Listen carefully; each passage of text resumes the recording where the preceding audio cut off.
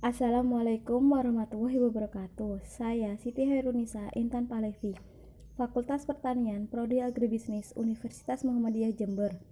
Saya di sini akan membahas tentang hasil webinar yang berjudul Pembangunan Pertanian New Normal Menjaga Eksistensi untuk Kesejahteraan Petani dan Konsumen.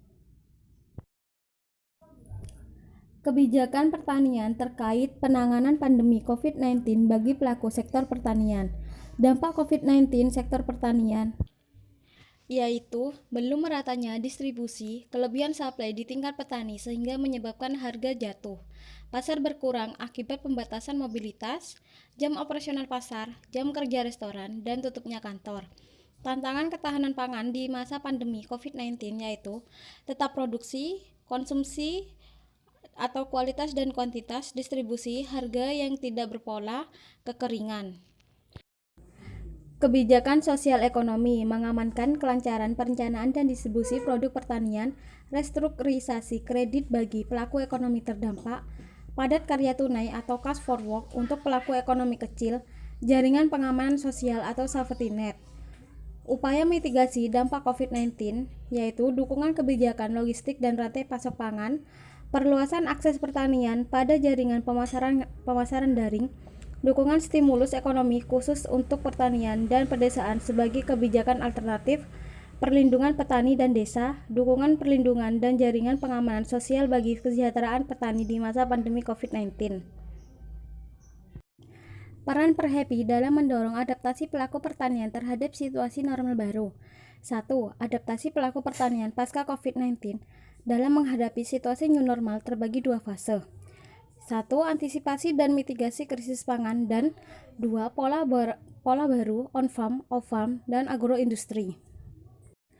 2. Realokasi APBN atau APBD untuk mitigasi risiko krisis pangan, bansos petani, dan inisiatif kerelawanan masyarakat. 3. Pembenahan sistem logistik, distribusi, dan penyediaan pangan pada daerah perkotaan dan daerah defisit. 4. Integrasi kebijakan ekonomi makro dan bioteknologi modern, smart farming, pertanian presisi, penguatan kelembagaan rantai nilai, pemanfaatan iptek, teknologi data dan informasi, atau DTIT. TaniHub adalah sebuah e-commerce pertanian Indonesia yang bertujuan untuk menghubungkan penyuplai bahan pangan dengan pelaku pasar melalui solusi yang terintegrasi dan efisien atau pembantu pertanian petani dari hulu ke hilir. TaniHub berdiri di pertengahan tahun 2016. TaniHub didirikan dengan melihat permasalahan yang ada di lapangan. TaniHub muncul karena adanya permasalahan pada keterbatasan pemasaran, akses terbatas. TaniHub menciptakan ekosistem yang berkesinambungan untuk mendukung pertanian di Indonesia. Cara kerja TaniHub yaitu melalui trade procurement. TaniHub memastikan pasokan yang memadai dan kualitas yang baik untuk memenuhi permintaan pasar. Warehouse. TaniHub melakukan proses penilaian menyeluruh, kualitas yang terjamin, hingga pengemasan untuk menjaga kualitas produk. Distribution. TaniHub akan mendistribusikan produk kepada konsumen. Bagaimana menjaga irama supply dan demand tetap stabil dan seimbang. Presiden Joko Widodo menyampaikan bahwa Indonesia bersiap menghadapi kehidupan normal yang baru atau tatanan kehidupan yang baru atau disebut juga dengan new normal, di mana masyarakat harus hidup berdampingan dengan COVID-19 sehingga protokol kesehatan akan terus diterapkan secara ketat dalam waktu mendatang. Strategi perguruan tinggi pertanian yaitu dengan adanya Tridharma, SDM, pendanaan, dan Sarpras. Tridharma. 1. Pengajaran. Pengajaran tetap melakukan pembelajaran secara daring dengan memanfaatkan teknologi yang ada sekarang.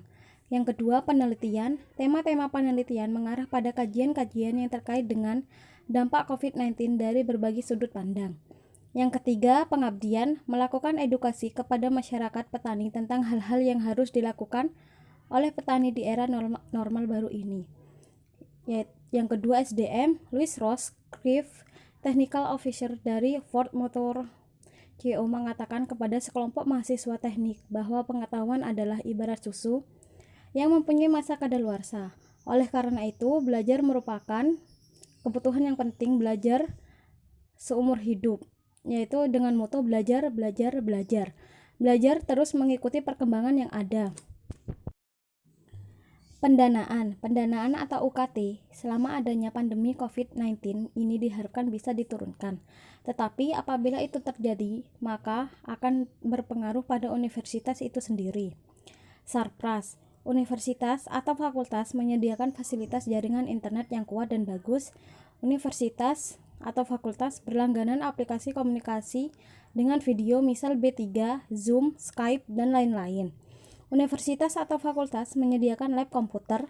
Universitas atau fakultas membentuk Satgas COVID-19 untuk memantau kondisi kesehatan mahasiswa dan keluarga, dosen, karyawan. Fakultas menyediakan ruang kesehatan beserta obat-obatan. Universitas atau fakultas menyediakan APD atau juga masker, hand sanitizer, tempat cuci tangan, dan lain-lain. Bagaimana menjaga irama supply dan demand tetap stabil dan seimbang? 1. Mengembangkan kemampuan makanan lokal termasuk bagaimana upaya mengganti impor pangan, yaitu dengan substitusi gandum dengan tepung jagung, sorghum, singkong, dan lain-lain. Mengembangkan agribisnis inklusif pedesaan. Yang kedua, meningkatkan daya saing komoditi makanan melalui meningkatkan produktivitas, yaitu dengan pengembangan teknologi benih dan budidaya berbasis bioteknologi modern.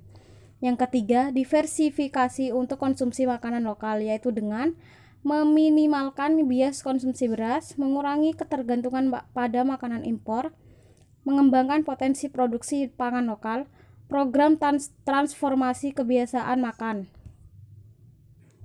Bagaimana menjaga semangat petani? Yaitu dengan cara 1. Mengurangi kerentanan petani akibat COVID-19, baik terkait aspek kesehatan, pengetahuan terkait COVID-19, produksi maupun ekonomi. Yang kedua, membantu melonggarkan disrupsi distribusi hasil-hasil produksi petani.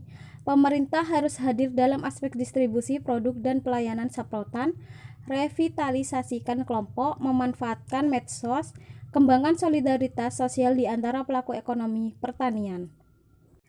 Sekian pembahasan dari saya. Mohon maaf apabila ada salah kata yang kurang berkenan. Wassalamualaikum warahmatullahi wabarakatuh.